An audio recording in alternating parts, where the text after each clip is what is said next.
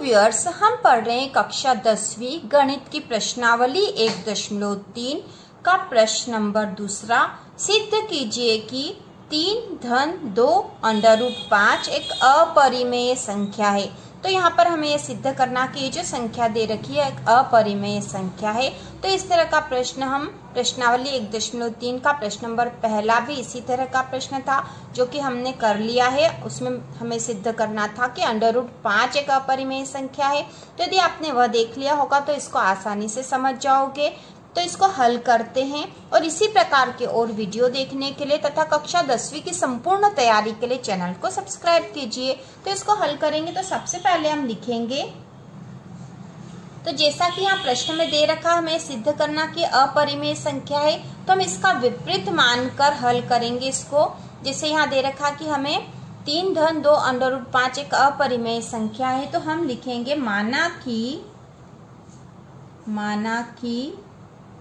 3 धन 2 under root 5 एक परिमेय संख्या है। हमने ये मान लिया कि एक परिमेय संख्या है और फिर हम परिमेय संख्या वाले नियम यहाँ पर बताएंगे कि ये होना चाहिए था, लेकिन यहाँ पर जब इस संख्या के साथ यह सिद्ध नहीं होगा तो हम बता देंगे कि यह एक परिमेय संख्या नहीं बल्कि एक अपरिमेय संख्या है। तो सबसे पहले हमने लिख लिया है माना कि 3 धन 2 अंडर रूट 5 एक परिमेय संख्या है।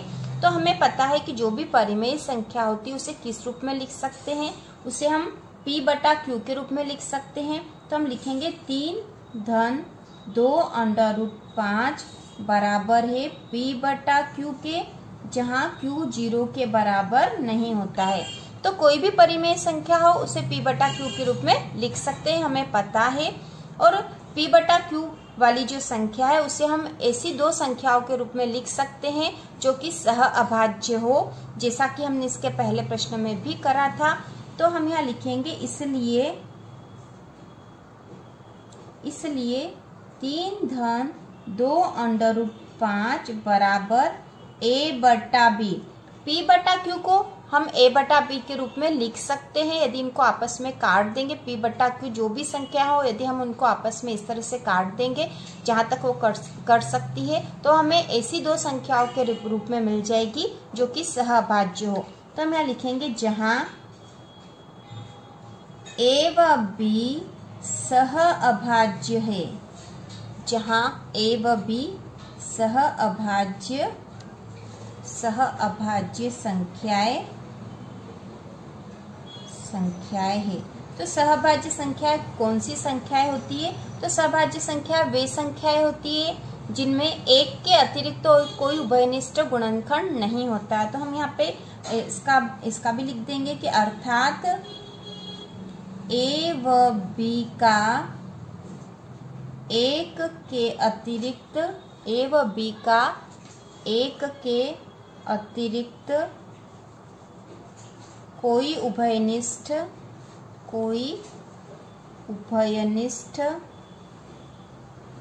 गुणनखंड नहीं है। तो हमने इनको सहअभाज्य संख्याओं के रूप में लिख दिया। सहअभाज्य संख्या वे संख्याएं होती है जिनका एक के अतिरिक्त तो कोई उभयनिष्ठ गुणनखंड नहीं होता, इसलिए हमने 3 धन 2 अंडर रूट 5 को A बटा B के रूप में लिख सकते हैं, क्योंकि हम किसी भी परिमेय संख्याओं को P बटा Q के रूप में लिख सकते हैं और P बटा Q वाली संख्याओं को हम A बटा B के रूप में भी लिख सकते हैं, या फिर आप सीधा A बटा B के रूप में भी लिख सकते थे, लेकिन ये समझाना जरूरी था। इसके बाद हम लिखेंगे इस प्रकार,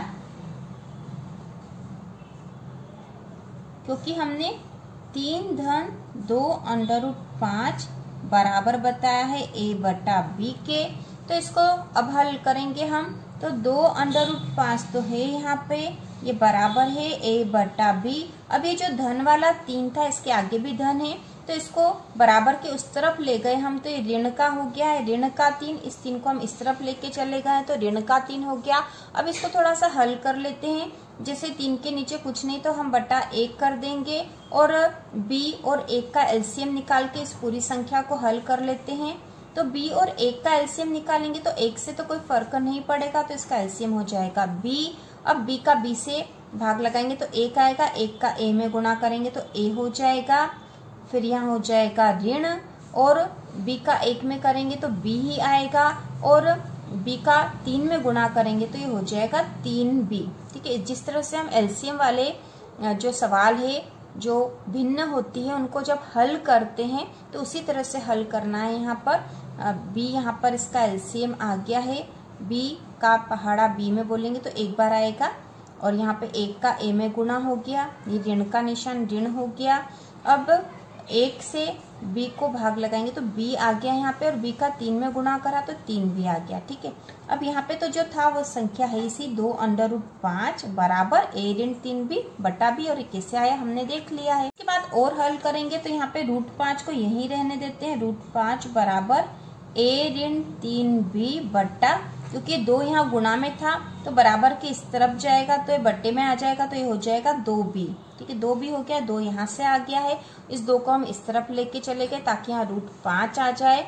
अब क्योंकि हमने पिछले सवाल में भी करा था कि √5 तो एक अपरिमेय संख्या है, लेकिन ये जो a और b है ये तो पूर्णांक संख्याएं थी, a और b वैसी भी 2 पूर्णांक संख्याएं थी और सहअभाज्य थी, तो हम यहाँ लिखेंगे a व b सहअभाज्य व पूर्णांक संख्याएं हैं, इसलिए a ऋण 3b बटा 2b एक परिमेय संख्या होगी। तो इससे जो भी संख्या बनेगी, इनसे जो भी संख्या बनेगी एक परिमेय संख्या होगी। a व b कोई से भी पूर्णांक संख्या हो सकती है, और जब इसको हल करेंगे तो a ऋण 3b बटा 2b एक परिमेय संख्या बनेगी। तो यदि ये परिमेय संख्या है तो इसके बराबर वाली ये भी परिमेय संख्या होगी। तो यहाँ हम लिखेंगे कि जिससे √5 भी एक परिमेय संख्या होगी। इससे तो ये सिद्ध होता है कि √5 भी एक परिमेय संख्या होगी, लेकिन हम जानते हैं क्योंकि इसके पिछले सवाल में ही हमने इसको सॉल्व करके करा था कि √5 एक अपरिमेय संख्या है। तो हम यहाँ लिखेंगे लेकिन हम जानते हैं कि √5 एक अपरिमेय संख्या है। √5 एक अपरिमेय संख्या है। हमें पता है कि √5 एक अपरिमेय संख्या, और यहाँ तो क्या सिद्ध हो रहा है कि एक परिमेय संख्या हो रही है। तो इससे हमें पता चलता है, इससे √5 एक अपरिमेय संख्या है। इस तथ्य का विरोध होता है, अर्थात हमारी कल्पना क्या थी, हमने शुरू में मान लिया था कि 3/2 एक परिमेय संख्या है, जो कि हमें जो सिद्ध करना था उसका विरोध लेके चले थे हम। तो इससे अर्थात हमारी कल्पना त्रुटिपूर्ण है। इस प्रकार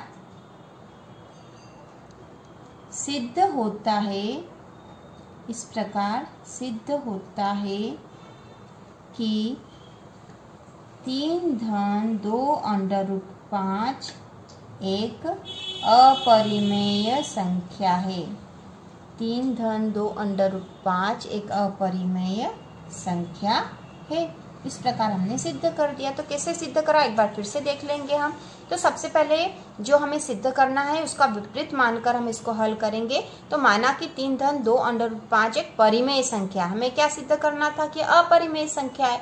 तो शुरुआत में ही हम मान लेंगे कि माना कि 3/2 एक परिमेय संख्या है, और यदि ये परिमेय संख्या है तो इसे p/q के रूप में लिखा जा सकता है। और p/q को किन्हीं दो ऐसी संख्याओं a बटा b के रूप में लिखा जा सकता है जो कि सहअभाज्य है और a व b का एक के अतिरिक्त तो कोई उभयनिष्ठ गुणनखंड नहीं है। इस प्रकार 3 धन 2 अंडर रूट 5 बराबर हो जाएगा a बटा b के।